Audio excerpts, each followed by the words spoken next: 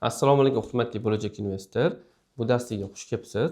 Sizni investitsiyaga qo'ygan birinchi qadamlaringiz bilan men sizni tabriklayman. Bugun siz bilan qanaqa qilib $100, $100,000 ga aylantirish yo'llarini ko'rib chiqamiz. Buni iloji bormi, yo'qmi? Shu savolga siz bilan birgalikda javob berishga harakat qilamiz. Bugungi darsimizda o'zi kimlarga foydali bo'ladi? Asosan stabil daromadi bor va shu daromadi qismini ishonchli ravishda ko'paytirmoqchi bo'lgan insonlarga bugungi darsligimiz juda foydali bo'ladi. Pullarni to'g'ri boshqarishni o'rganmoqchi bo'lgan insonlarga, haqiqatan ham boy bo'lmoqchi bo'lgan va boy bo'lish uchun ma'lum bir harakatlarni qilishga tayyor bo'lgan insonlarga, chunki faqatgina orzu havas qilib emas, balki o'zi maqsadlari, moliyaviy maqsadlari tomon harakatlar qilishga tayyor bo'lgan odamlarga foydali bo'ladi bugungi darsimizda. Undan tashqari pullarini ko'paytirishi haqiqiy strategiyasini, ya'ni ishonchli ishlaydigan strategiyasini o'rganishni xohlayotgan insonlar uchun. Kelin sizlar bilan oldin tanishib olamiz. Mening ismim Karim Abdujalil va men amaliy investorman. 6 yillik amaliy tajribam bor o'zimni. Hozirda Avstriyadagi Vena iqtisodiyot universitetida ta'lim olaman. 2019-yil o'zimni investitsiya yo'llarimni boshlaganman va birinchi men $50 bilan investitsiyalarni boshlaganman va hozirda shaxsiy kapitalim $300,000 atrofida. Undan tashqari mijozlarimga men portfelya tuzib beraman va ularni umumiy tuzib bergan portfellarimni hozir qiymati $3,5 million dan oshgan. Aksiyalarda yiliga 300% qilgan yillarim bo'lgan va oddiy oiladanman, ya'ni hech qanaqa boshlang'ich kapitalim bo'lmagan va hammasiga hozir o'zim noldan erishganman. Bugungi darsda nimalarni o'rganib olasiz? Birinchidan men sizga $100,000 jamg'arish tayyor strategiyasini beraman. Undan tashqari moliyaviy savodxonlik bilimlari bilan bo'lishaman. Bugundan уже boshlashingiz mumkin bo'lgan shaxsiy moliyaviy rejani tuzishni o'rgataman men sizlarga. Undan tashqari murakkab foiz qanaqa ishlaydi, o'zi nima, u qanaqa ishlashini ko'rib chiqamiz. Undan tashqari sizlarga misolida hisoblab ko'ramiz qanaqa ishlashini va compound effekt haqida gapirib beraman. U nima va qanaqa ishlash haqida, aksiyalar bu nima va ularda qancha daromad qilish mumkinligini ko'rib chiqamiz. Undan tashqari men sizlarga sifatli aksiyalarni topish metrikalarini ko'rsataman va darsning oxirigacha agar diqqat bilan tomosha qilsangiz, men sizga bitta strategiya beraman, kuchli strategiya, ya'ni yuqori daromad beradigan aksiyalarni topish bo'yicha tayyor skriner strategiyani dars oxirida taqdim etaman. Diqqat bilan videoni ko'rib oling. Xo'p, kelaylik o'zi nega $100,000? Nega o'zi bizda jamg'arma pullar yoki ya'ni kapital bo'lishi kerak? Bunga sabablar ko'p. Endi sizlar ham o'zi qo'shilsanglar kerak. Endi pullar yo'qdan ko'ra bor bo'lgani yaxshi, lekin sizlar bilan hozir haqiqiy qanaqadir ilmiy sabablarni ko'rib chiqamiz. Birinchisi, jamg'arma mavjud bo'lishi bu sog'liq uchun foydali hisoblanadi. Ya'ni odam kamroq asabiylashadi. O'zini qanaqadir zaxira, zapas pullari bo'lsa, odam har doim kelajagi haqida o'ylayvermaydi. Qayerdan pul topaman deb asabiylashavermaydi.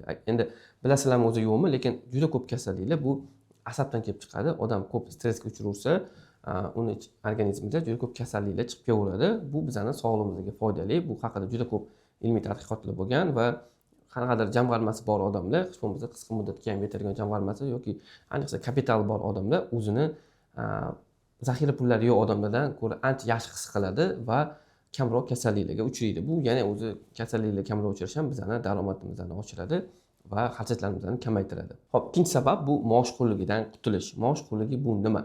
Ko'p insonlar shu maosh qulligiga tushib qolishadi. Bu qanaqa ko'rinishda bo'ladi? Ya'ni siz qanaqadir ishlaysiz, u ish sizga yoqmaydi, uni almashtirmoqchisiz, lekin sizda oy oxirigacha pullaringiz tugab qoladi. Ya'ni siz daromadni oldingiz, oylikni oldingiz, birinchi sonlarda oldingizda bir 25-27-sonlargacha pullaringiz tugab qoladi. Keyin siz yo avans to'lashga majbur bo'lasiz yoki kimlardan qarz olib turasiz. Shunaqa qilib u pullar ketiga ulanib ketadi va oila ketiga ulanib, siz o'zingizga yoqmagan ishda qolib ketaverasiz. Agar sizda qanaqa zaxira pullaringiz bo'lsa, siz bunaqa ishlarni tezroq oson almashtirsangiz mumkin bo'lar edi. Shuning uchun sizda qanaqa zaxira pullar bo'lsa, bu sizga ma'lum bir miqdorda erkinlikni beradi. Uchinchi sabab bo'lsa, bu passiv daromad olish imkoni. Har qanaqa kapital, kattaroq summalar bizga passiv daromad berishi mumkin. Kattaroq summalar ko'proq beradi, kichkina summalar kamroq beradi, lekin qanaqa daromad bo'lishidan qat'iy nazar, bu daromadlar bizning hayot sifatimizni oshirishga yordam berishi mumkin bo'ladi. Meni fikrimcha, hamma insonlar ham o'zi kapital, jamg'arma pullar bo'lishini xohlaydi, lekin negadir hamma ham bu narsaga erishmaydi. Nimaga degan savolga biz javob berishimiz mumkin. Bunga tizimli sabablar mavjud. Birinchi sababi bu bilim kamligi. Insonlarda pullarni boshqarish va pullarni xavfsiz va ishonchli va yana halol yo'llar orqali ko'paytirish bo'yicha bilimlar yetishmaydi. Bu narsani shaxsiy tajribamda bilaman. Juda ko'p insonlar instrumentlarni, aktivlarni birinchi o'rinda halolligidan qo'rqishadi. Bu narsa o'zi joizmi, joiz emasmi? Keyin risklarini bilishmaydi. Qanchalik riski past, riski yuqori, pullarimni yo'qotmaymanmi? Shunaqa insonlarda xavotirlar bo'ladi. Bu hammasi o'rinli. Bu xavotirlarning hammasining tagida asosi bor va bugun men sizlarga shularning yechimini berishga harakat qilaman. Ikkinchisi bo'lsa, bu tizim yo'ligi, ya'ni tizim yo'q.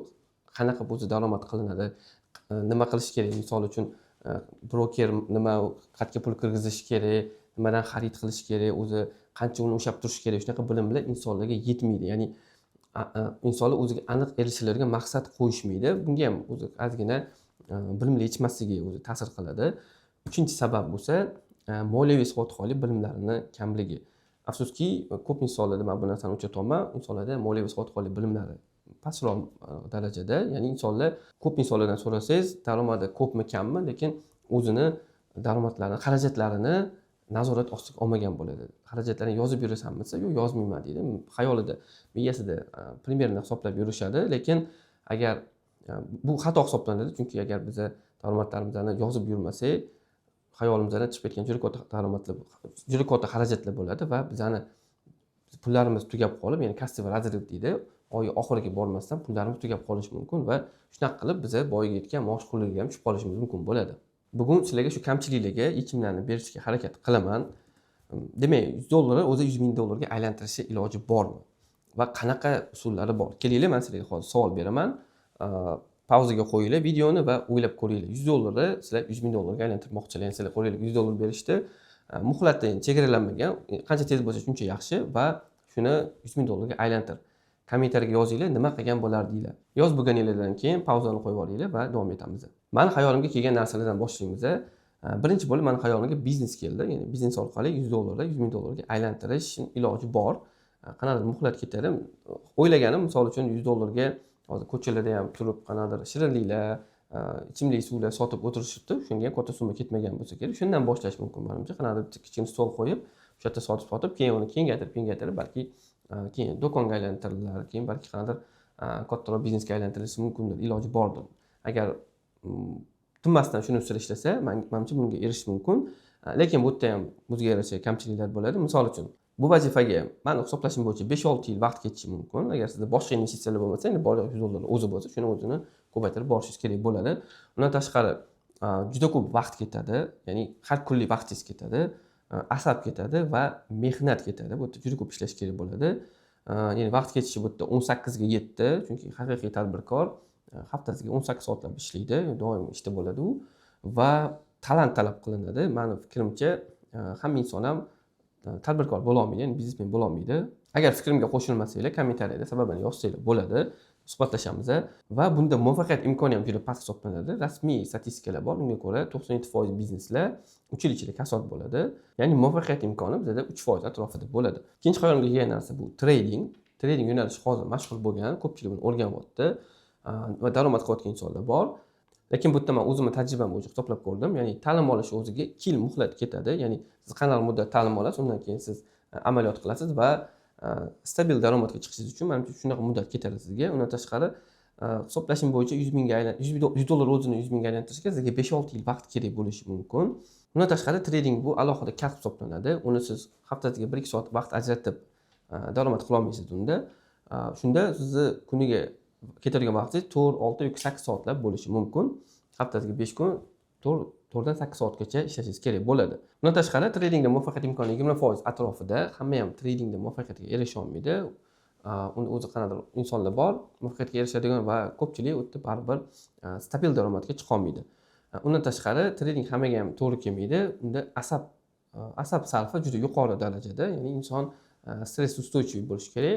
Asablari ancha joyida bo'lishi kerak. Hammaga ham to'g'ri kelmaydi shu sababli. Undan tashqari tradingda asab sarfi juda yuqori darajada. Inson stress ustойчивый bo'lishi kerak, ya'ni asablar ancha joyida bo'lishi kerak. Shuning uchun ham hammaga ham bu soha to'g'ri kelmaydi.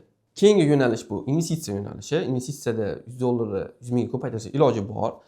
Lekin ko'proq vaqt ketadi. Agar $100 o'zini ko'paytirmoqchi bo'lsangiz, sizda ancha vaqt ketib qolishi mumkin. 25 yil ketadi. Men buni kalkulyatorda hisoblab ko'rdim. Bu juda uzoq vaqt, hech kim 25 yil kutishga kelmaydi. Lekin bu yerda plushlari ham bor. Ya'ni vaqt sarfi bu yerda ancha kam bo'ladi. Haftasiga 4 soat ajratsangiz yetadi. Undan ham kam ajratsa bo'ladigan strategiyalar bor. Strategiyaga bog'liq bu asab ketish past bu yerda. Undan tashqari muvaffaqiyat imkoni ya'ni deyarli 100% ga yaqin. Chunki investingda pullaringizni yo'qotishingiz uchun juda qanaqadir qo'pol xatolarni qilishingiz kerak. Agar bu xatolarga yo'l qo'ymasangiz, sizni portfelingiz o'sib boraveradi, daromad qilib yuraverasiz. Mana bu jadvalda 3 ta yo'nalishni bir-biriga solishtirganman. Ya'ni investingda bizada daromad o'rtadan yuqori, investitsiyalar yuqori, biznesda bo'lsa juda yuqori. Ya'ni biznesda o'zingiz bilasizlar, 1 yilda 20 barobar, 50 barobar ham daromad qilish mumkin. Lekin investingda risk past, tradingda risk yuqori, biznesda juda yuqori. Ya'ni agar siz bitta dona biznesga pul kiritayotgan bo'lsangiz, uni bankrot bo'lish, ya'ni boya aytganimdek 97% shans, imkoniyat siz pullaringizni yo'qotishingiz mumkin. Vaqt sarfi haftada 4 soat investitsiyada bu undan ham kam bo'lishi mumkin yoki sal ko'proq bo'lishi ham mumkin. Bu siz tanlagan strategiyaga bog'liq bo'ladi. Ya'ni shunaqa strategiyalar borki, siz oyiga 2 soat vaqt sarflasangiz yetadi. Tradingda aytganimdek kuniga kamida 4 soat vaqt ajratasiz. Istalgan traderdan so'rang. Agar kimdir menga qo'shilmaydigan bo'lsa, kommentda yozing, javob berishga harakat qilaman. Va biznesda ya'ni kuniga 18 soatda vaqt ajratishingiz kerak bo'ladi. Asab ketishi yuqori, investingda past, tradingda, biznesda yuqori darajada. Buni o'zingiz bilasizlar nimagaligini. Undan tashqari natija mana imkoni, demak, investingda deyarli 100%, trading 20%, biznesda bo'lsa 3% atrofida. Va mana maqsadga erishish uchun ketadigan davr vaqt hisoblaydigan bo'lsak, investitsiyalar 25 yil, tradingda 6-8 yil, biznesda 5-6 yil bo'ladi. Lekin biz bu yoqda $100 o'zini investitsiya qilib ko'paytiryapmiz. Ya'ni boshqa pullar qo'shilmagan yoniga, shunchaki $100 olib, o'shani ko'paytirishga harakat qilyapmiz. Xo'p, bor yo'g'i bitta $100 $100,000 ga aylantirishni o'zi iloji bormi? Iloji bor bo'lsa, qanaqa yo'llar bilan? Tasavvur qilib ko'ring, sizda $100 bor va uni $100,000 ga aylantirishingiz kerak. Bitta dona $100 o'zi. G'oyalaringiz bo'lsa, hozir shu videoni pauzaga qo'ying va kommentariyaga yozing nimalar qilgan bo'lardingiz. Muddat cheklanmagan, bunga 5, 10, 15 yil vaqt ketishi mumkin. O'zingiz hayotga kelgan g'oyani, strategiyani yozib chiqing va keyin videoni davom etamiz. Va maqsadga erishish uchun ketadigan vaqt bu bizda investingda 25 yil, tradingda 6-8 yil atrofida, biznesda 5-6 yil atrofida. Lekin bu yerda biz bitta $100 o'zini ko'paytiryapmiz. Faqatgina $100 o'zini daromadini o'ziga qo'shib ko'paytirishga harakat qildik. Shuning uchun ham bizga juda uzoq vaqt ketdi investitsiyada. Endi kelinglar, sizlar bilan hozir boshqa bitta zo'r effektni o'rganib chiqamiz. Bu effekt bizga daromadlarimizni, kapitalimizni 3 barobar, balki 5-10 barobar ham tezroq jamg'arishga yordam beradi. Bu effektning nomi compound effekt deb nomlanadi. Buni ruschasiga bu накопительный effekt bo'ladi. O'zbekchasiga menimcha jamg'arilib boriladigan effekt deb nomlasak bo'ladi buni. Bunda biz investitsiyalarimizga bitta dona $100 kirgizmaymizda, bundan har oy kirgizib boramiz. Har oy daromadingiz qismini $100 dan ajratib boraverasiz va hozir hisoblab ko'ramiz qancha bo'lishini va iloji boricha har yili investitsiyaga ajratilgan summani oshirishga harakat qilib borasiz. Keling endi hisob-kitobda ko'ramiz. Oddiy investing bor. Oddiy investingda biz $100 o'zini ko'paytirishga harakat qildik. Bizda mana 25 yil vaqt ketdi. Agar biz compound investing qilsak, compoundda biz $100 emas, har oy $100 dan ajratib boramiz. Shunda biz o'zimizning maqsadimizga 8 yilda erishamiz. Ya'ni va agar compound investing qilsak, ya'ni biz har oy $100 dan investitsiyaga ajratib borsak, biz o'zimizning maqsadimizga 8 yilda erishamiz. Ya'ni $100,000 8 yilda jamg'arib qo'yamiz. Ya'ni biz o'zimizning maqsadimizga qadar bo'lgan masofani 3 barobar qisqartiryapmiz. Biz bu masofani undan ham ko'proq qisqartirishimiz mumkin. Bunda bizga moliyaviy savodxonlik bilimlari yordam beradi. Hozir sizlar bilan moliyaviy savodxonlik asoslarini o'rganib chiqamiz. Qadama-qadam nima harakatlar qilish kerakligini, biz kapitalimizni tezroq jamg'arishimiz uchun.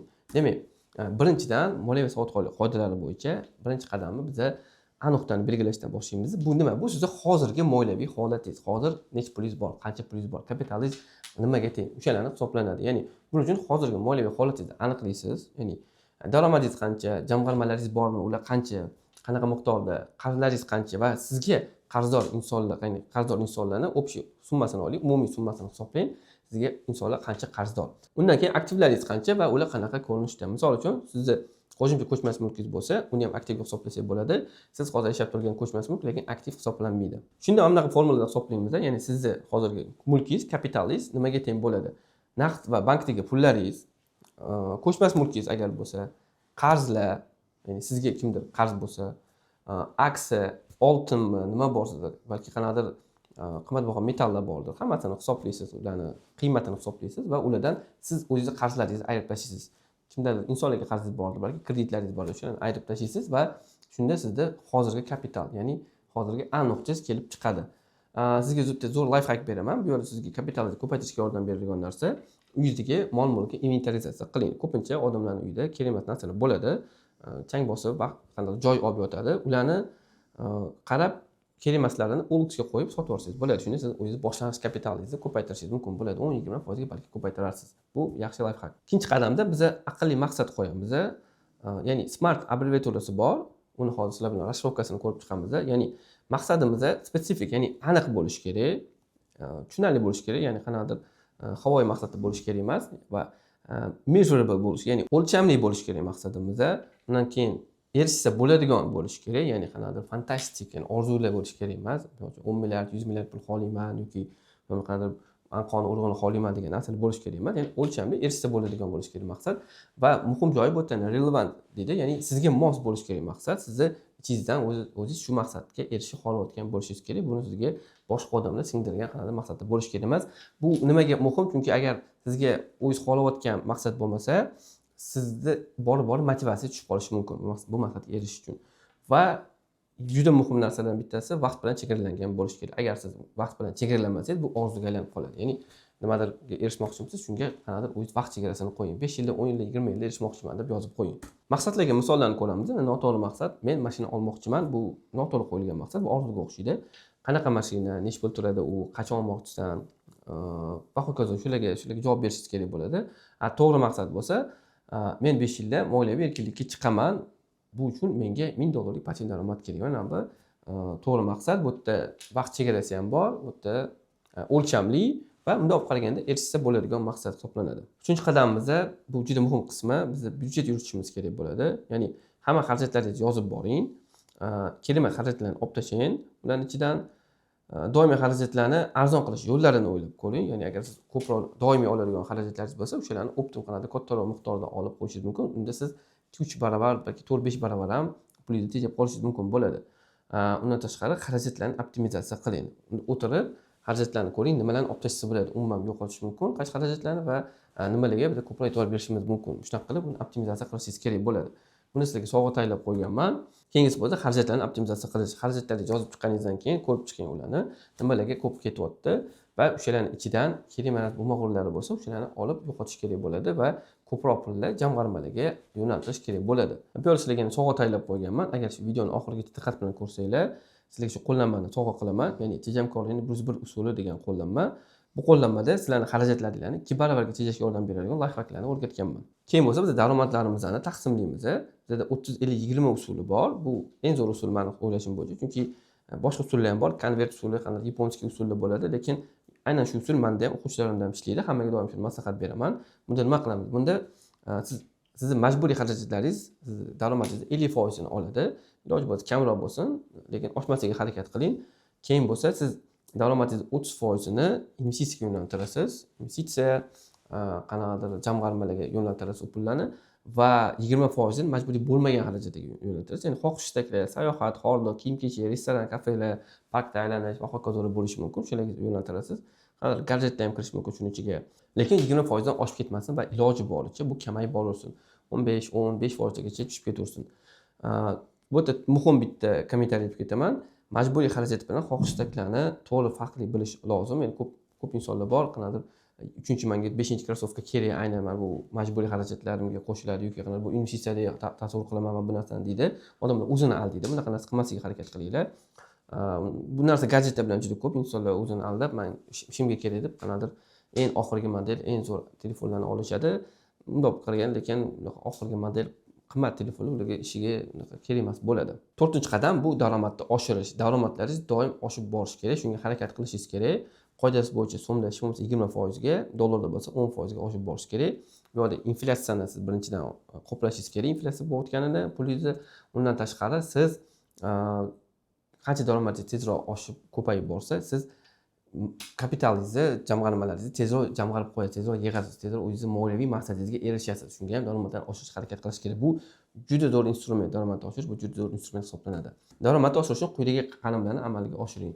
Birinchidan, yuqori daromadli ko'nikmani o'zlashtiring. Agar sizda unaqa yo'q bo'lsa, o'shani o'zlashtirishga harakat qiling. Hozir bu IT sohasida, qanday dizayn, blogerlik sohasida, menejment sohasida bo'lishi mumkin. Juda ko'p sohalar bor. Hozir qanday oddiy blogerlar ham yaxshi daromad qilishyapti. Bitta o'ziga yuqori daromad beradigan ko'nikmani o'zlashtirib olishingiz kerak bo'ladi. Keyin bo'lsa Keyin bo'lsa perspektivasi yuqori ish toping. Ya'ni hozir sizda ko'proq daromad berib, keyin kelajakda umuman daromad bermaydigan emas. Hozir mayli kamroq daromad bo'lsin, lekin vaqt o'tgan sari kelajakda siz undan ham daromadingiz oshib boradigan bo'lsin. Misol uchun IT sohasi shunaqa, meditsina sohasi shunaqa yoki muhandislik kirishi mumkin. Keyingi maslahat, insonlar bilan kommunikatsiya qilishni o'rganing. Yaxshi daromad qilish uchun bu juda muhim va ko'nikma hisoblanadi.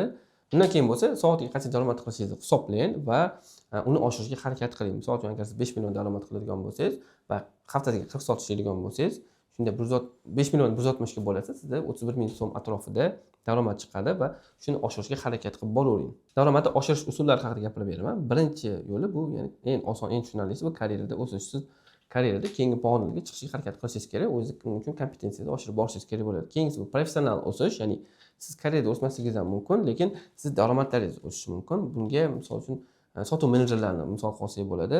Sotuv menejeri karyerada keyingi pog'onaga o'tish shart emas, shunchaki mijozlarning sonini oshirsa, shuni o'zi yetadi, daromadlari oshadi.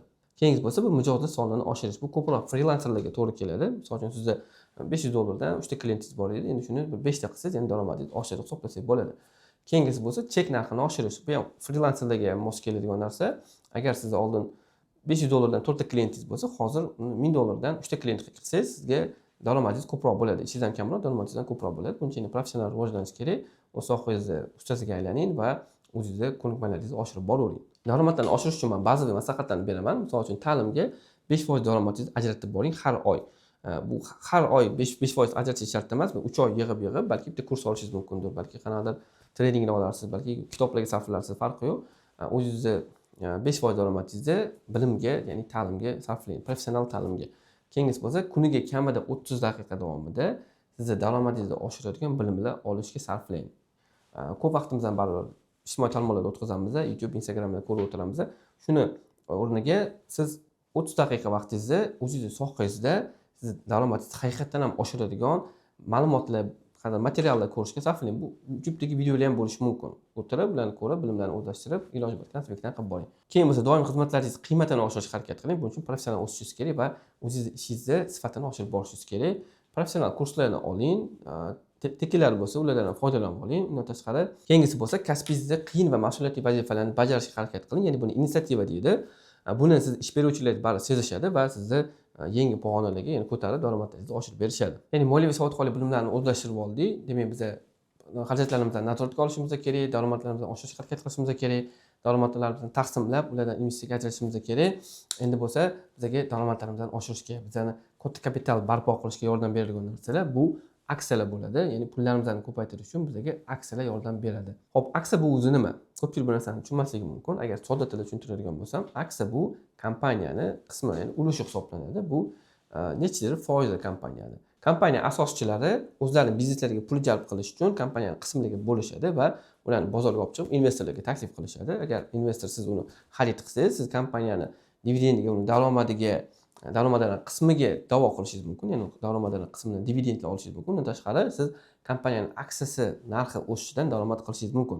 Misol uchun, bitta kompaniya oladigan bo'lsa, uni 3 ta magazini bor edi 2015-yilda va 2024-yilda u kompaniya 3 barobar o'sdi. Ya'ni siz 300% daromad qilgan bo'lasiz. Ya'ni kompaniyani aksiyasi narxlari ham o'zini daromadlari yoki filiallari o'sib borishiga qarab, aksiyasi narxi ham o'sib boradi. Va siz shundan daromad qilishingiz mumkin bo'ladi. Mana hozir investitsiya haqida gapirdim. Investitsiya bu o'zi nima? Investitsiya bu pulimizni biron bir potensial, ya'ni daromad berishi mumkin bo'lgan aktivga yo'naltirish hisoblanadi. Sodda qilib tilda tushuntiradigan bo'lsam, $100 dan 10 ta aksiya oluvdingiz va u aksiyalarning narxi 1 yildan keyin $130 bo'ldi va siz shunda 10 ta aksiyaga $300 daromad qilgan bo'lasiz va 30%, ya'ni daromadingiz 30% ga teng bo'ladi. Mana shuni investitsiya deydi. Bu narsa ko'p narsalarda qilsa bo'ladi. Qo'shmas mulk olsa bo'ladi. Uni ham oluvdingiz, 1 yildan keyin narxi 5%, 10% ga oshdi. Buni ham mana investitsiya deb hisoblasa bo'ladi. Buni yaqqol misolda ko'rishimiz mumkin. Tasavvur qiling, siz 10 yil oldin boyog'i $1000 mana shu aktivlarga kirgizganingizda hozir qo'lingizda qancha pul turgan bo'lardi? Misol uchun, Bitcoin'da hozir 198 mingga aylangan bo'lardi pullaringiz. Facebook agar aksiyasini olganingizda 7,5 mingga aylangan bo'lardi. Apple'da 8,5 mingga, Amazon kompaniyasini agar xarid qilganingizda 11,5 mingga aylangan bo'lardi. Tesla'ni agar xarid qilganingizda hozir pullaringiz 27600 ga teng bo'lardi va agar siz Nvidia'ni xarid qilganingizda hozir pullaringiz $372 ga teng bo'lardi. Ya'ni ko'rib turibsizlarki, aksiyalar yordamida shunaqa ko'p daromadlarni qilish mumkin. Keling o'zi qanaqa daromadlar, o'rtacha qanaqa daromadlar qilish mumkin? aksiyalar yordamida ko'rib chiqamiz. Bu strategiyaga bog'liq bo'ladi. Har xil strategiya bor. Strategiyalar insonning risk darajasiga va u investitsiyaga qancha vaqt sarflashga tayyorligiga bog'liq bo'ladi. Misol uchun, passiv strategiyalar biz 10-30% daromad, 10 dan 30% daromad qilishimiz mumkin. Dividend strategiyasi 10-20% daromad qilinadi. Qiymat strategiyasi bor. Bunda 30% atrofida daromad qilinadi va growth strategiyasi bor. Eng zo'r strategiyalardan biri bu tez o'sib ketayotgan kompaniyalarning aksiyalari. Bunda biz 100% dan ko'p daromad qilishimiz mumkin va IPO strategiyasi bor. Bu endi bozorga chiqayotgan kompaniyalarning aksiyalarini xarid qilamiz. Ular bozorga chiqmasdan oldin ham xarid qilib olamiz. O'shaning uchun ham bu yerda 200-300 undan ham ko'p daromad, undan ham ko'p foiz daromad qilishimiz mumkin. Keyin endi o'rtacha daromaddan hisoblab chiqamiz. So'nggi 5 yildagi daromadni oladigan bo'lsak, AQSh bozorini so'nggi 5 yildagi daromadi bu 124% atrofida bo'lgan. Yiliga bo'lsa 24.8% daromad o'rtacha hisoblasak bo'ladi. Va bunda risk minimal hisoblanadi, chunki bu yerda siz birdaniga 500 ta aksiyani oladigan hisoblanasiz.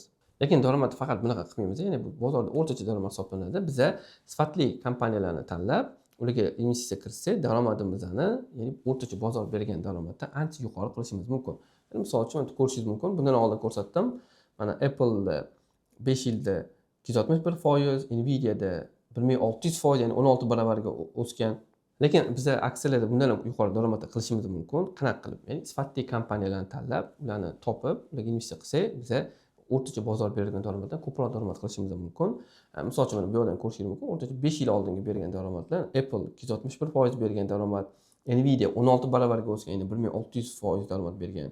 Tesla kompaniyasi 7 baravarga o'sgan, Microsoft 160% bergan va Broadcom kompaniyasi bor. U 650%, ya'ni 6,5 baravarga o'sib bergan. Ya'ni agar bu yerda $1000 kirgizganimizda Broadcomda pulimiz 6,5 ming bo'lardi.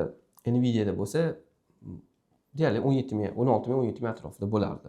Ya'ni yuqori daromad beradigan aksiyalarni topish uchun bizga ma'lum bir metrikalar kerak bo'ladi, bilimlar kerak bo'ladi. Ular yordamida biz aksiyalarni, sifatli aksiyalarni, yomonlarini ichidan saralab tanlab olishimiz mumkin bo'ladi. U metrikalarni qanaqa o'rganish mumkinligi haqida shu darslikning oxirida men sizga ma'lumot beraman. Videoni diqqat bilan ko'ring. Keling, strategiyalarni ko'rib chiqamiz. Ya'ni biz qiymat strategiyasi bor, buni value strategiyasi deydi. Bu Warren Buffett sevimli strategiyasi hisoblanadi. Bular haqiqiy qiymati aksiya narxidan ancha yuqori bo'lgan kompaniyalar hisoblanadi. Ya'ni bularni oddiy qilib bozor e'tiboridan chetda qolgan kompaniyalar nomlanadi. Bunaqa aksiyalar yiliga 30-50% daromad berishi mumkin. Keyingi strategiyamiz bu growth strategiyasi. Bu meni o'zim sevimli strategiyam hisoblanadi. Growth strategiyasida biz shiddat bilan o'sib ketayotgan kompaniyalar aksiyalarini xarid qilamiz. Bular asosan oxirgi paytlar IT va meditsina sohasida bo'lyapti va bu kompaniyalar ularni sof foydasi bo'lmaydi, lekin ular juda katta pulini marketingga sarflashadi va juda tez o'sib, yiliga 100, 300, 500% daromad berishi mumkin. Keyingisi bu indeks ETFlar, bular tayyor portfel deb hisoblasak bo'ladi. Uning ichida yuzlab, 200 ta, 500 talab aksiyalar bo'lishi mumkin, minglab aksiyalar bo'lishi mumkin. Ya'ni siz uni bitta qog'ozdan xarid qilsangiz, birdaniga 1000 ta, 500 ta yoki 300 ta aksiyaga investitsiya qilgan hisoblanasiz. Keyin endi maxsus saytlarda qancha daromad qilish mumkinligini ko'rib chiqamiz. Bunaqa maxsus sayt bor. Bu yerda men kompaniyani daromadini yozishim mumkin. Price change'ni olamiz, 1 yillikni olamiz va kelinglar yiliga 50% dan ko'p daromad bergan kompaniyalarni ko'rib chiqamiz. Birinchi oldin ko'ringlar, mana 5,5 mingta aksiya bor bizda. Hozircha 5,5 mingta aksiya ko'rsatyapti bu sayt va biz 50% dan yuqori daromad bergan aksiyalarni ko'ramiz. Ya'ni ko'ramizki, oldingi yili 732 ta aksiya 50% dan ko'p daromad bergan. Keling endi ko'ramiz, 100% daromad bergan aksiyalar bormi? 340 ta aksiya bor, 100% dan ko'p daromad bergan. Undan ham ko'p daromad berganlari bormi? 200%. Ya'ni 141 ta aksiya bizga 200% dan ko'p daromad bergan. Va keling endi ozgina uzoqroqqa boramiz. 500% ko'ramiz. Chiqarmikan o'zi shunaqa aksiyalar daromad berarmikan o'zi ko'rib chiqamiz. Mana bor 25 ta aksiya bor bizga 500% dan ko'p daromad berishi mumkin bo'lardi agar ularga investitsiya qilganimizda. Ya'ni aksiyalar yordamida yuqori daromad qilish imkoni bor, faqat biz yaxshi daromad beradigan aksiyalarni topishga o'rganishimiz kerak bo'ladi. Men shunaqa maxsus jadval tayyorlaganman. Kelaylik hisoblab ko'ramiz. Agar biz daromadimizni oshirib borsak, maqsadimizga qancha tez erishishimiz mumkin bo'lishini hisoblab ko'ramiz. Kelaylik bu yerda bitta o'rtacha insonni hisoblaymiz. Tasavvur qilaylik, u oyiga $500 daromad qiladi. Bu yerda yillikni yozamiz, ya'ni $6000 bo'ladi. Va aytaylik xarajatlari unda oyiga $100 ajratib borsa 1200 bo'ladi. Demak, $4800 uni xarajatlari bor umumiy yillik. Shunda jamg'armalari uni $1200 ga teng. Investitsiya beradigan daromadni biz 50% olamiz va oyiga buni hisoblaydigan bo'lsak, buning uchun buni bo'lamiz 12 ga. Bizda mana oyiga $100 chiqib kelyapti. Buni kapitalimiz nechiga teng? Kapitalimizni hisoblashimiz uchun biz bu summani ko'paytiramiz 50% ga.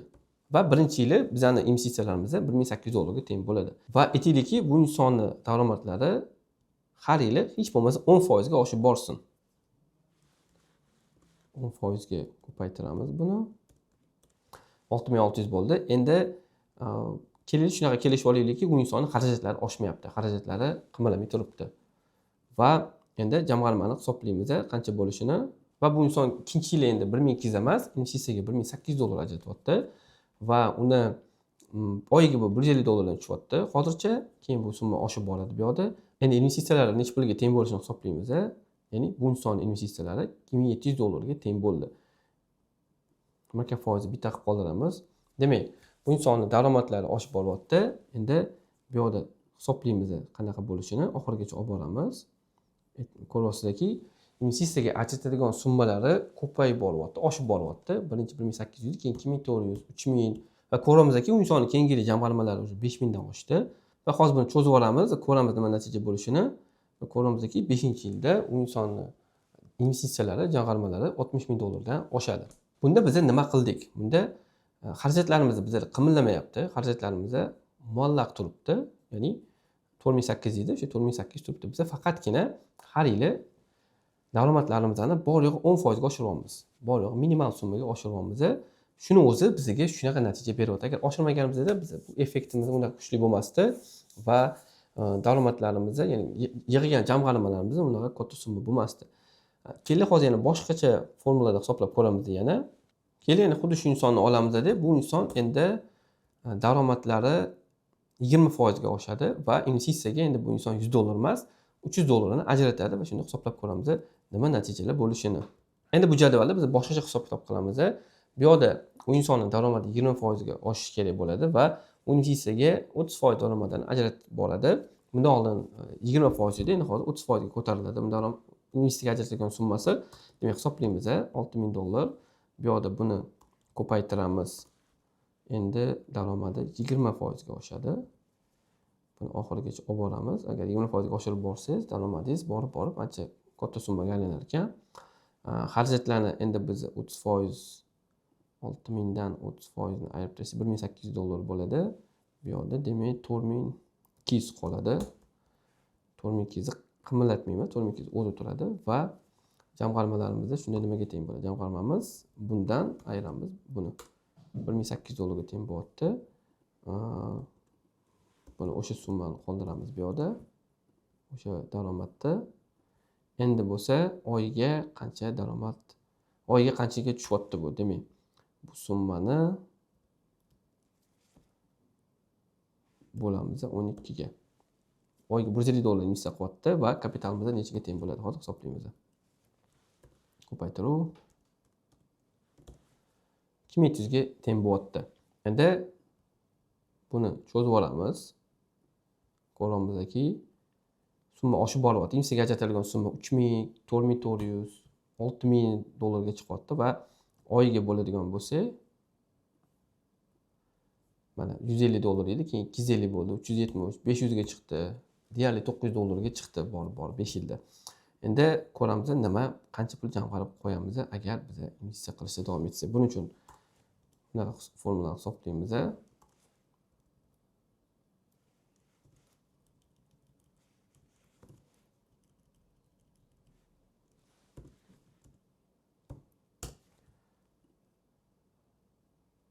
Demak, ko'ryapsizlar, agar biz daromadimizni harakat qilib yiliga 20% ga oshirib borsak, bunda xarajatlarimizni biz tushirmaymiz. Xarajatlarga tegmaymiz. Shunchaki daromadimizni oshirish harakat qilamiz. Shunda bizani kapitalimiz mana 5 yilda biz 6 yilda emas, 5 yilda emas, 6 yilda biz $120,000 ga chiqamiz. Jamg'armalarimiz $120,000 ga chiqadi. Biz bunda daromad to'g'ri investitsiyaga ko'proq pul ajratdik, ya'ni 30% daromadimizdan ajratdik va ya'ni oyiga $150 bo'lyapti va daromadimizni yiliga 20% ga o'sishiga harakat qildik. Bu narsani men o'zimni tajribamda sinab ko'rganman. Aynan shu formula orqali, shunaqa strategiya orqali men kapitalimni tezroq yig'ganman. Oddiy insonlarga qaraganda, oddiy maoshidan investitsiya ajratib boradiganlarga qaraganda sizlar ham ishlatsanglar bo'ladi bu narsani. Buning uchun boya aytgan maslahatlarimga quloq solinglar, o'zinglar ustinglarda ishlanglar va daromadinglarni oshirishga harakat qilinglar. Mayli hech bo'lmasa 10% ga oshsa ham, lekin natija juda zo'r bo'ladi. Agar uni 20% ga chiqara olsangiz, natija qoyilmaqom bo'ladi. Xo'p, ko'p insonlar aytishi mumkin, investitsiya risklar ko'p, aksiyalar bankrot bo'lishi ham mumkin, pullarni yo'qotib qo'ysamchi deb aytishadi. Bu o'rinli savol, lekin bizga bu yoqda diversifikatsiya yordam beradi. Buning uchun diversifikatsiyani tushuntirish uchun Gari Markovisni men bitta gapini keltiraman. Bu yoqda diversifikatsiya bu moliya sohasidagi yagona bepul tushlikdir deb aytgan. Gari Markovis bu iqtisod sohasi bo'yicha Nobel mukofoti sovrindori hisoblanadi. U portfel nazariyasini asoschisi hisoblanadi. Ya'ni diversifikatsiya yordamida biz risklarimizni kamaytirishimiz mumkin bo'ladi. Bu nima degani? Siz bunda bitta narsaga pulingizni kirgizib qo'ymaysiz. Bitta aksiya, bitta dona ETF olmaysiz. Siz pullaringizni bo'lib tashlaysiz. Pullaringizni growth aksiya bo'lsa, undan ham bitta olmaysiz, 5 ta 10 ta olasiz. Qiymat aksiyalardan 5 ta 10 ta olasiz. Yani ETF'larni ham 2-3 ta ETF qo'ysangiz bo'ladi. Har xil davlatlarnikida shunda siz suvdan quruq chiqasiz deb hisoblasangiz bo'ladi. Har xil krizislarda ham suvdan quruq chiqasiz. Mana hozir krizis deyapti, men o'zimni ijtimoiy tarmoqlarimda yozyapman. Qanaqa krizis deyapman? Men sezimman, portfelimga qarayman, men portfelimda krizis yo'q.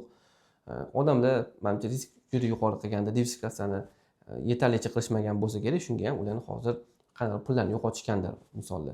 Lekin meni portfelim umuman qimirlayotgani yo'q. Aksincha men istalgan vaziyatda daromad qilib kelaman. Chunki shunaqa narsalar borki, sizda nimadir daromad, qaysidir aktiv daromad tushsa, boshqasi oshadi. Shunaqa qilib biz balans qilsak bo'ladi. Buni diversifikatsiya orqali o'zimizga portfel bilan balans qilsak bo'ladi. Bu narsalarni men qanaqa o'rganish haqida keyinroq sizlarga hozir ma'lumot beraman. Mana diversifikatsiya orqali qilgan natijamni ko'rsataman. Ya'ni men growth aksiyalarga investitsiya qilganman va o'shanda 1 yilda 300% daromad qilganman. Ya'ni 3 barobarga o'zim pullarimni ko'paytirganman. Ya'ni bu yerga hamma pullarimni kirgizib olmaganman. Daromadim 10%, yoki kapitalimni 10 yoki 15% ni kirgizganman va natijada 3 barobar daromad bilan chiqqanman. Bunda menda daromad qilmagan aktivlarim bo'lgan. Bu yerda minus kirib ketgan aksiyalar bo'lgan. Lekin o'rtacha olganda men daromadga chiqqanman. Shunaqa qilib investitsiyada daromad qilinadi. Ya'ni siz bitta narsani, bitta aktivni olib, uni 10 barobar, 20 barobar daromad berishini kutishingiz bu xato hisoblanadi. Siz shunaqa aksiyalardan, shunaqa zo'r daromad beradigan aktivlardan, sifatli aktivlardan 10 ta, 15 ta qilib qo'yishingiz kerak, xarid qilishingiz kerak. Shunda siz o'zingizni istalgan vaziyatdan quruq chiqishingiz mumkin va daromadga chiqishingiz mumkin. Hozir yangi ro'yxat tayyorlab qo'yganman. Ya'ni menga kelajakda daromad berishi mumkin bo'lgan aksiyalarni, ya'ni ko'rasizki, bu kompaniyalar 5 yilda aksiya narxi qanchaga o'sgan va bu yerda zo'r bitta ko'rsatkich bor, revenue growth degan, ya'ni uni savdolari necha foizga o'syapti ko'ramizki, savdolari har yili bularda 46%, 99%, 33%, 60%, 87% larga o'sib kelyapti. Bu juda yaxshi ko'rsatkich hisoblanadi. Kompaniya o'syapti. Savdosi bor, puli ko'p bu kompaniyaning. Puli ko'pmi? Demak, bu kompaniya yana ham ko'proq bozorlarni egallashi va kelajakda bundan ko'p daromad qilishi mumkin. Bu kompaniya narxini o'sishiga olib keladi va meni daromad qilishimga olib keladi. O'zimni investitsiyadagi yo'lim haqida gapirib beraman. Men 2006-yilda o'zim uchun yengil bo'lgan sohani o'zlashtirganman. Ungacha asosan savdoda ishlaganman, menejer по продажам bo'lib ishlaganman va marketing o'rganganman. Marketing qiziq bo'lgan, menga ko'proq pul topsa bo'lsa kerak deb hisoblaganman va xato qilmaganman. Rostdan shunaqa bo'lib chiqqan. 2008-yilda kursdoshlarim bilan marketing agentство ochganmiz va bizda международный qanaqadir kuchli kompaniyalar bilan ishlashni boshlaganmiz. Xalqaro kompaniyalar bilan ishlaganmiz. O'zimiz O'zbekistondagi katta kompaniyalar bilan ishlaganmiz va daromadlarim oshishni boshlagan. Daromadlarim oshishni boshlaganda men shuni o'ylaganman. Nima qilsam bo'ladi? Men pullarimni ko'paytirishga, endi investitsiya haqida doim eshitib kelganman. Hali bilimlarim kam bo'lgan. Keyin o'rganish boshlaganman. 2008-yilda qiziqish boshlaganman. Demak, o'zim kitoblar, boshqa narsalar kurslar o'qishni boshlaganman va 2009-yilda brokerda hisob ochib, o'zim birinchi aksiyamni xarid qilganman. Endi portfelim qanaqa o'sgani haqida sizlarga ma'lumot beraman. 2009-yilda $50 birinchi aksiyamni olgan bo'lsam, 2020-yilda $5000 portfelim $5000 aylangan. Pandemiya paytida portfelim minus 30 ga tushgan, %30 tushgan, lekin men panika qilmaganman va pullarim yo'qoldi. Krizis keldi, mana bo'ldi, уже investitsiya tugadi, fond bozori quladi demaganman. Men aksincha yana investitsiya qilib o'rganman. Yana takopat qilib qo'shimcha aksiyalardan xarid qilganman. Shunda 2022-yilda уже portfelim $50000 atrofida bo'lgan. Ya'ni daromadlarimni qo'shib boraverganman. O'shani o'zi bilan qanoatlanmaganman. Daromadimni qo'shib shunaqa natijaga olib chiqqanman. 2023-yil growth aksiyalarida hozir ko'rsatgan jadvalim bo'yicha, ya'ni growth aksiyalarida 300% daromad qilganman. Shunda portfelim 120 ming atroflariga kelgan va shu oxirgi 2 yil ichida, 2,5 yil ichida portfelimni 300 minglarga chiqarib oldim. Ya'ni men investingdagi yo'lim shunaqa ko'rinishda bo'lgan. Sizlarga ham shunga o'xshash bo'lishi mumkin. Lekin kimdir balki mendan vaqtliroq erishar bunaqa summaga, kimdir mendan kechroq erishar. Lekin bunga erishsa bo'ladi. Lekin bu yerda investitsiya qilish kerak. Investitsiya qilmasangiz sizda nol bo'ladi baribir. Investitsiya qilmasa u puldan sarflab olasiz. $100 bilmadim, u 5 million so'm topadigan odamga $100 seziladigan summa, lekin unaqa qanaqa hayotini o'zgartirib qo'yadigan summa emas. $100 bilan boshlasangiz, sekin-sekin siz katta kapital barpo qilishingiz mumkin. Lekin agar investitsiya qilmasangiz, o'sha pullarni qanaqadir bilmadim, energetiklarga, shirinliklarga yoki bo'lmas narsalarga shunchaki sarflab olasiz, sezmay ham qolasiz qayerga ketganini. Undan ko'ra u pullarni siz investitsiya qiling, xarajatlaringizni nazoratga oling, moliyaviy savodga oling, bilimlarni ishlating va moliyaviy erkinlikka chiqishga harakat qiling. Nega o'zi aksiyalarga investitsiya qilishni bugundan boshlash kerak? Shu savolga javob berishga harakat qilaman. Bu mavzuga javob berish uchun menga Warren Buffett aytgan gapi juda yoqadi. Ya'ni investitsiyani boshlash uchun eng zo'r vaqt bu kecha edi deb aytadi. Ya'ni investitsiyani qancha tez boshlasangiz shuncha yaxshi. Yana bitta boshqa gapi bor. Investitsiyani boshlash uchun eng zo'r vaqt 20 yil oldin edi va 20 yildan keyin ham investitsiyani boshlash uchun eng zo'r vaqt 20 yil oldin bo'ladi. Bu degani hozir boshlash kerak degani. Sizda hozir ma'lumotlar bor. Siz bu videoni ko'ryapsiz. Qancha odam bor filtrdan o'tmadi. Qancha odamlar bor kirib shu videoni ko'rib bosishmadi yoki reklamani ko'rib yoki Instagramda qanaqadir ijtimoiy tarmoqlarda videoni ko'rib qiziqishmadi, harakat qilishmadi. Lekin sizda mana hozir imkoniyat bor. Balki bugungi kun sizni hayotingizdagi переломный moment deydi-ku, ya'ni hayotingizni o'zgartirib oladigan kundir. Bugundan investitsiya qilishni boshlang, o'rganishni boshlang, bilimlarni oling va bugun boshlasangiz 5-10 yillarda siz o'zingizda katta portfel qilib, balki moliyaviy erkinlikka chiqarsiz, balki yoki o'zingizga kerak bo'lgan qanaqadir moliyaviy maqsadga erisharsiz. Investitsiyani boshlash uchun sabablari juda ko'p. Birinchisi bu nafaqani aytishim mumkin. Ya'ni O'zbekiston nafaqa miqdori o'rtacha 2 million atrofida. Bu ba'zi xarajatlarni qoplash uchun ham yetmaydi. Ya'ni kelajakda bu qanaqadir kattaroq summa bo'ladi-yu, lekin o'sha paytda ham inflyatsiya hisobiga o'sha paytda ham bu sizlar agar nafaqaga chiqqan paytingizda ham sizlarga davlatdan oladigan pullaringlar sizlarni xarajatlaringizni qoplashga yetmaydi. Shuning uchun biz o'zimizga shaxsiy nafaqa fondimizni barpo qilishimiz kerak. Investitsiya orqali biz o'zimizga xuddi shu narsani barpo qilishimiz mumkin. Ya'ni shaxsiy nafaqa fondini, ya'ni sizlar aksiyalaringiz bo'lsa, undan keladigan dividendlar, boshqa daromadlar orqali, ya'ni capital gain degan daromadi bor, o'shalar orqali siz o'zingiz nafaqaga chiqqaningizda juda yaxshi hayot sifatida ta'minlab olishingiz mumkin o'zingiz uchun. Ko'pchilik bizda nafaqa deganda bu 60-70 yoshli qarilikni hisoblashadi, lekin yo'q, nafaqa bu qari bo'lish shart emas. Siz o'zingiz uchun nafaqaga 35 yoshda, 40 yoshda, 45 yoshda, 50 yoshda ham chiqishingiz mumkin. Bu sizga sizni xarajatlaringizga va sizni daromadlaringizga, sizni jamg'arib qo'ygan investitsiyalaringizga, undan tashqari qancha uzoq investitsiya, qancha vaqtli boshlasangiz, shuncha tez chiqishingiz mumkin nafaqaga, o'shanga bog'liq bo'ladi. Aksiyalarga investitsiya qilishni bugundan boshlash uchun yana zo'r sabablardan bittasi bu maqsadga tez pul jamg'arish. Bu yerda bitta misol keltirganman. Tasavvur qilsangiz, $50,000 kvartira xarid qilmoqchisiz va unga $500 dan shunchaki yig'ib boryapsiz. Olib yassak tagiga qo'yibmi, qanaqa shkafga qo'yibmi, yig'ib boryapsiz. Siz $50,000 jamg'arishingiz uchun sizga 8 yil vaqt ketadi.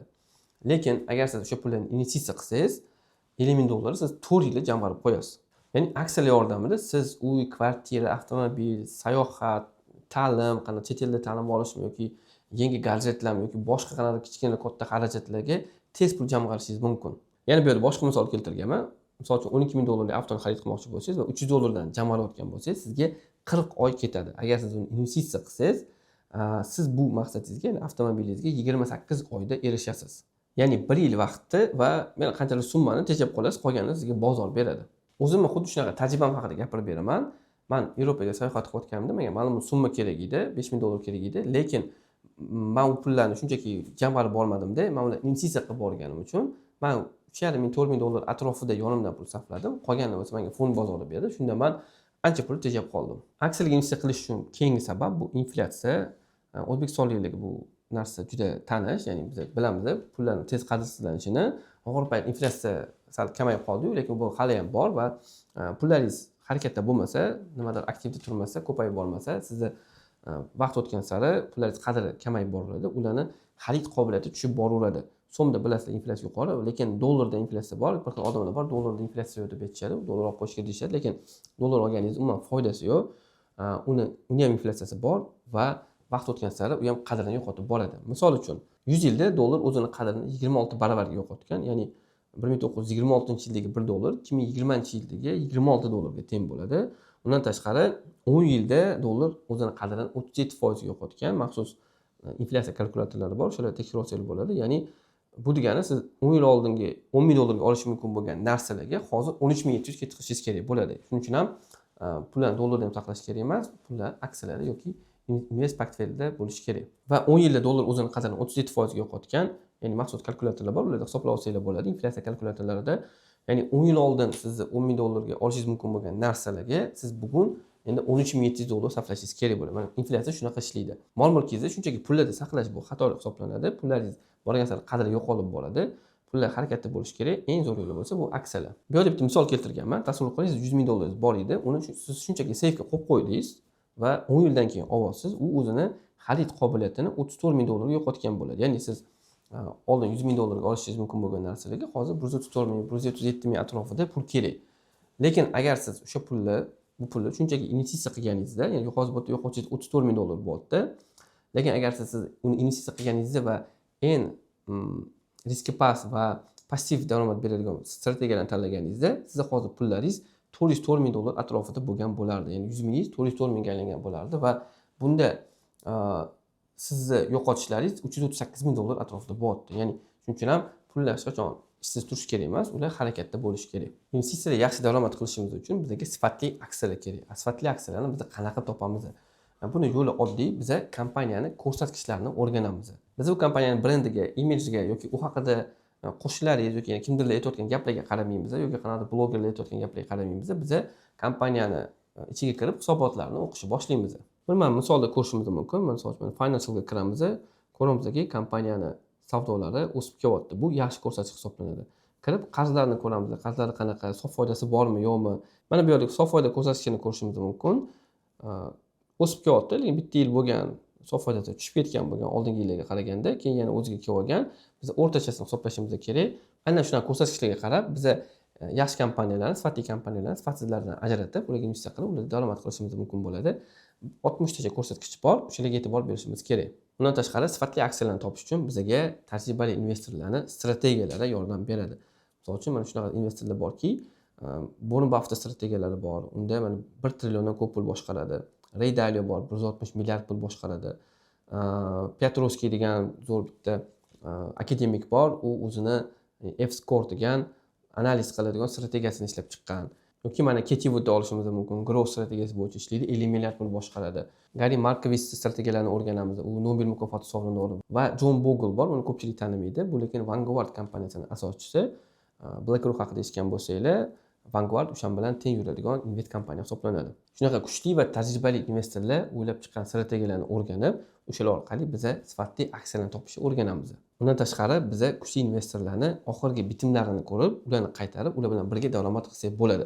Shunaqa saytlar bor, o'sha saytlar platformalarda biz kuchli tajribali katta pul boshqaradigan investorlarni bitimlarini ko'rib, ular olgan aksiyalarni olib, o'shalar bilan birgalikda daromad qilsak bo'ladi. Mana ularning strategiyalariga, investorlarning strategiyalariga misol, biz tayyor ko'rsatkichlarni olamiz, uni maxsus saytga, skrinerga tiqamiz va o'sha orqali o'zimizga kerak bo'lgan aksiyalarni filtr qilib olamiz.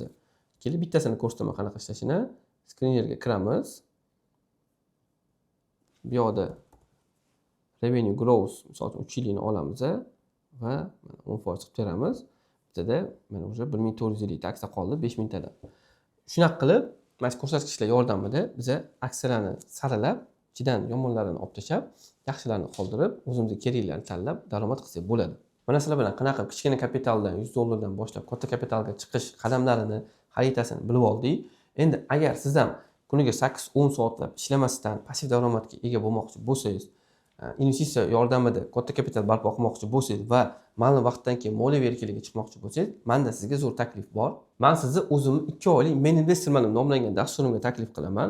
Unda siz yuqori daromad beradigan aksiyalarni xarid qilib, halol va ishonchli yo'llar yordamida moliyaviy erkinlikka chiqishni o'rganib olasiz. Bu dastur 6 hafta davom etadi. Unda 6 ta jonli efirda bo'ladi, 78 ta dars, qo'llanma materiallar beriladi, bonus darslar beriladi va juda ko'p sovg'alar beriladi. Dastur xaritasi bunaqa ko'rinishda, ya'ni biz sizlar bilan oldin maqsad qo'yishdan boshlaymiz va investitsiyani o'rganishni boshlaymiz. Investitsiyaga kirish, o'zi nima u, qanaqa boshlangan, qanaqa daromad qilinadi, moliyaviy menejmentni o'rganamiz. Sizlar bilan moliyaviy savodxonlik asoslarini chuqurroq o'rganamiz. Bugungi darsda berilgandan ancha chuqur o'rganamiz. Keyin invest instrumentlarni o'rganamiz. Qanaqalari bor, qanaqa daromad beradi, qanaqa tanlash kerak ularni. Keyin bozor makroiqtisodiy tahlilini boshlaymiz. Ya'ni bozor tepadan pastga qarab o'rganishni boshlaymiz. Misol uchun kontinentlar, davlatlar, keyin sektorlar, sanoatlar va undan keyin mana fundamental tahlilga, ya'ni kompaniyani analiziga o'tamiz. Hozir ko'rsatganimdek kirib ichidagi ularni qanaqa qilib yaxshilarini tanlab olishni o'rganamiz. Keyin sizlarga bo'lsa investitsion strategiyalarni beraman. Hozirda ko'rsatgan kuchli investorlar tomonidan tuzilgan strategiyalar, buni o'rganib sizlar ishonchli, yaxshi daromad beradigan aksiyalarni tanlashni o'rganib olasizlar. Keyin biz sizlar bilan risk menejmentni o'rganamiz. Risklarni kamaytirishimiz kerak. Ya'ni berilgan risk, keyin bo'lsa sizlar bilan risk menejmentni o'rganamiz. Ya'ni risklarni pasaytirib, daromadni yuqori qilishni o'rganib olamiz. Brokerdan registratsiya qilish, pul to'ldirish, pul chiqarish, unda qanaqa aksiyani sotib olish, qanaqa portfel tuzish, shularni o'rganamiz. Depozit va withdraw, ya'ni pul kirgizish va pul chiqarishda ham strategiyalar bor. Komissiyalarni qanaqa kamaytirish masalasiga o'rgataman va qanaqa passiv daromad qilishni ham o'rgataman. Bu yerda muvaffaqiyatli investorlarning portfellarini o'rganamiz va ularni oxirgi qilgan bitimlari bo'yicha signallar topishni o'rganamiz sizlar bilan va ularni qilgan bitimlarini qaytarishga harakat qilamiz. Keyin bo'lsa eng muvaffaqiyatli investorlarning portfellarini o'rganamiz. Hozirlar ko'rsatganimdek, ularni oxirgi qilgan bitimlarini ko'rib chiqib, ulardan signal topishga harakat qilamiz va ular qilgan muvaffaqiyatli bitimlarida biz ham daromad qilishni o'rganib olamiz. Keyin sizlarga bonus dars bo'ladi. Qimmatli qog'ozlarning texnik tahlili bo'ladi. Qo'shimcha bonus dars. Keyin bo'lsa men sizlarga imtihon beraman va imtihon javobini sizlardan o'zim qabul qila olaman. Shaxsan kamchiliklari bo'lsa sizlarga yordam berib, buni ustida birgalikda sizlar bilan ishlaymiz. Dastur qanaqa ko'rinishda o'tiladi? Birinchi bo'lib sizlarga platformaga dostуп beriladi. U yerda videolarni ko'rishni boshlaysizlar va bizani maxsus chatimiz bor. U chatda sizlar savollaringizni berasizlar, men ularga javob berib boraman va haftasida har hafta bir marta sizlar bilan jonli savol-javob sessiyalari bo'ladi. U 2-3 soat bo'ladi. Mikrofonlarga yoqib bo'ladi. Ularning hamma savollarini berishinglar, ularga javob olishinglar mumkin bo'ladi. Dastur 70% amaliyotdan tashkil topgan. Har bitta moduldan keyin sizlarga vazifalar beriladi va ularni sizlardan o'zim tekshirib olaman va har hafta sizlar bilan savol-javob sessiyalari qilamiz. Keyin sizlar bilan endi bo'limlarni o'rganishni boshlaymiz. Birinchisi investitsiyaga kirish bo'limi. Ya'ni bunda investitsiya o'zi nima, tarixi qanaqa kelib chiqqan, qanaqa indekslari bor, o'rtacha qanaqa daromad qilsa bo'ladi va hokazolarni o'rganamiz. Keyin moliyaviy menejmentni o'rganamiz. Ya'ni kompaniyani menejmenti uni daromadiga qanchalik ta'sir qiladi. Shu narsa qiziq bo'ladi bizga. Keyin bo'lsa moliyaviy savodxonlik asoslarini o'rganamiz. Bunda budjetlash, daromadlarni nazoratga olish, xarajatlarni nazoratga olish, daromadlarni oshirish va hokazolar. Bu bo'limdan keyin siz pulni to'g'ri boshqarish, qarzadan chiqish, fond bozori orqali xavfsiz investitsiya qilish va murakkab foiz yordamida uzoq muddatli barqaror daromad qurish strategiyalarini o'rganasiz. Keyingi bo'limimizda bo'lsa bu invest aktivlarni tahlil qilish bo'limi. Bu yerda birinchi invest instrumentlarni o'rganamiz sizlar bilan. Qanaqalari bor, ular bir-biridan farq qiladi, qanaqa daromad beradi, qachon xarid qilish kerak, qanaqasini xarid qilish kerak va hokazolarni o'rganamiz. Keyin moliyaviy menejmentni o'rganamiz sizlar bilan. Keyin biz fundamental tahlil bilimlarini o'rganamiz. Bu yerda ya'ni kompaniyaning ichiga kirib, uni hisobotlarni o'qishni boshlaymiz. Qaysi kompaniya yaxshi, qaysi kompaniya daromad olib kelyapti, qaysi kompaniya daromad olib kelmayapti, qarzlari kam, qarzlari ko'p va mana shu yerda ularni saralab olishni o'rganamiz. Keyin bo'lsa sizlarga boya aytganimdek, invest strategiyalarni o'rganamiz. Kuchli investorlar tuzgan strategiyalar, bu yerda dividend, growth, qiymat strategiyalari, passiv strategiyalar va hokazolar bor. Shular orqali biza o'zimizga tanlab, o'zingizga yoqqan strategiyani tanlab, bu yerda 10 dan ortiq strategiya bor. O'zingizga yoqqanini tanlab ishlatishingiz mumkin bo'ladi. U har xil vaziyatga to'g'ri keladi va har xil temperament va har xil investorlar turiga to'g'ri keladi bu yerdagi strategiyalar. Ikkinchi bo'limdan keyin natijalaringiz, kompaniyani moliyaviy tomondan chuqur tahlil qilishni o'rganib olasiz. Barqaror va daromadli biznesni aniqlashni o'rganib olasiz. Kapitalni samarali boshqarib, foydani oshirish hamda real bozorga mos moliyaviy strategiyalarni amalda qo'llashni o'rganasiz. Keyin bo'lsa 3-bo'lim risk management bo'limi. Bu yerda sodda qilib aytganda, biz risklarni kamaytirib, daromadlarni ko'paytirishni o'rganamiz. Bu yerda diversifikatsiya, beta, rebalansirovka va boshqa ko'rsatkichlarni o'rganib, ularni amalda ishlatishni o'rganib olamiz sizlar bilan. 3-bo'limdan keyin natijalarimiz xavfsiz va barqaror portfel yaratishni o'rganib olamiz. Bozor sikllarida ham foyda olish va investitsiyalarni professional darajada boshqarishni o'rganamiz. Ya'ni boya aytganimdek, bozorlar prosatka bo'lganda ham siz daromadda bo'lasiz, bozorlar o'sayotganda ham daromadda bo'lasiz. 4-bo'limimiz bu broker bo'limi. Broker bo'limida qanaqa qilib broker tanlash kerak, nimalarga e'tibor berish kerak, undan registratsiya qilish, pul kirgizish, pul chiqarishlarni o'rganamiz, aksiyalarni xarid qilish, ular yordamida portfel tuzish va hokazolarni o'rganamiz. Undan tashqari deposit and withdraw degani bu pul kirgizishdagi strategiyalar, ya'ni komissiyalarni kamaytirishga va pul chiqarishdagi komissiyalarni kamaytirish bo'yicha strategiyalarni man sizlarga beraman. 5-inchisi bu bonus bo'lim. Bonus bo'limda muvaffaqiyatli investorlarni portfellarini o'rganib, ularning signallarini topishga harakat qilamiz va sizlarga Feruzaevdan, traderdan bonus blok bo'ladi, ya'ni qimmatli qog'ozlarni texnik tahlili. Bu sizlarni analizlarni yana ham kuchaytirib berib, aksiyalarda yana ham ko'proq daromad qilishingizga yordam beradi. 5-bo'limdan keyin natijalaringiz qanaqa bo'ladi? Insonsiz broker tanlash, komissiyalarni kamaytirish, xavfsiz birinchi investitsiyalarni qilish va ishonchli portfel barpo qilishlarni o'rganib olasiz. Natijada bu dasturda umumiy nimani o'rganib olasiz? Birinchisi bu shaxsiy invest strategiyasini tuzish va o'zingizga mos keladigan invest xaritani barpo qilish. Moliyaviy bozorlarda qo'rqmasdan daromad qilishni boshlaysiz. Birinchi yilda katta kapital barpo qilish yo'llarini o'rganib olasiz. Yiliga 30, 50, 100% daromad beradigan aksiyalarni topishni o'rganasiz. Firibgar va sifatsiz aktivlarni bir zumda aniqlashni o'rganib olasiz. Daromad va xarajatlarni samarali boshqarishni, shaxsiy oilaviy byudjet va moliyaviy strategiyani tuzishni o'rganasiz. Kompaniyalarning moliyaviy ko'rsatkichlari asosida ularning ichidan kuchli va zaiflarni ajratib olishni o'rganasiz. Trading View'da demo hisob ochamiz va invest portfelini tuzib, unda amaliy tajribani olib ketamiz sizlar bilan. Kapitalni saqlash va daromadni oshirish uchun risklarni baholash va boshqarishni o'rganib olasiz. Broker terminali orqali aksiyalarni va boshqa qimmatli qog'ozlarni xarid qilishni o'rganib olasiz. Muvaffaqiyatli investorlar portfellarini kuzatib borish, ularning bitimlarini tahlil qilish va o'z strategiyasini takomillashtirish uchun ularning natijalarini baholashni o'rganib olasiz. O'quvchilar bu dasturda 8 ta amaliy topshiriq bajaradi. Birinchisi bu o'z xarajatlari tahlili, investitsiya instrumentlari bo'yicha bilimlarni tekshirish, mamlakatning makroiqtisodiy holatini tahlili, masalan, mamlakat beraman, o'shani menga analizini qilib berasizlar. Raqobatchi kompaniyalarning fundamental tahlili, masalan, 3 ta raqobatchi kompaniyani beraman, o'shalarni bir-biri bilan solishtirib, ichidan 2 ta yoki bitta yaxshisini tanlab olasiz. Turli strategiyalar bo'yicha shaxsiy aksiyalarni izlash, Trading View dasturida virtual portfel tuzish, ya'ni sizlar demoda ishlaymiz va kurs davomida qanaqadir natijalarga ham erishishingiz mumkin bo'ladi. Deviatsiya boti yordamida portfel risklarini baholash. Mana maxsus bot bor. O'sha bot orqali siz unga portfel kirgizasiz, aksiyalarni kirgizasiz va u sizga minimal, o'rtacha, maksimal daromadlarni hisoblab beradi, uni riskini hisoblab beradi. Va taniqli investorlarning muvaffaqiyatli bitimlarini o'rganish. Men sizlarga vazifa beraman, menga 2-3 ta signal topib berasizlar, kuchli investorlarning oxirgi qilgan bitimlari bo'yicha. Bundan tashqari yana sizlar ko'p bonusni olasizlar. Bundan oldin aytgan portfel risk va daromadini hisoblaydigan botga sizlarga dostуп beriladi ma'lum bir muddatga. Undan keyin bo'lsa o'qishni muvaffaqiyatli bitirganlar Uranus jamiyatiga bepul qo'shilishi mumkin bo'ladi. Undan keyin bo'lsa o'qish davomida va o'qishdan keyin yana 1 oy men tomonimdan qayta aloqa va qo'llab-quvvatlash bo'ladi. 2026-yil siz uchun investitsiya boshlash uchun eng ideal vaqt hisoblanadi. Kelajakdagi moliyaviy erkinlik poydevorini bugundan qo'yishni boshlang. Hozir siz bu dars ko'rayotgan vaqtingizda hali meni kursimga rasmiy qabul ochilmagan. Agar siz bugundan ro'yxatdan o'tsangiz, siz o'zingizni joyingizni band qilib olasiz, chunki joylar soni chegaralangan, tugab qolishi mumkin. Siz eng zo'r narx olasiz, ishonaring, bu narxlar keyin bo'lmaydi. Hali o'zingiz solishtirishingiz mumkin bo'ladi. Keyin bo'lsa hech kim olmaydigan bonuslarni olasiz va o'zingizga 5 million tejab qo'ygan bo'lasiz. Kursga joy band qilish uchun shu video tagidagi havolalardan foydalaning. U videoning opisiyaniyasida ham bor va kommentariyaga ham pin qilib qo'yilgan. Havolani bosib ro'yxatdan o'ting va menejerlarimiz 24 soat ichida siz bilan bog'lanib, batafsil ma'lumotlarni berishadi. Videoni oxirigacha ko'rganlar uchun men qo'llanma va'da qildim. Uni olish uchun ham siz havolani bosib ro'yxatdan o'ting va sizni avtomatik ravishda maxsus kanalga yuboradi. O'sha yerda qo'llanmani olishingiz mumkin bo'ladi. Meni menejerlarimni xabar va qo'ng'iroqlarni o'tkazib yubormang. Men investorlar kursida ko'rishguncha xayr.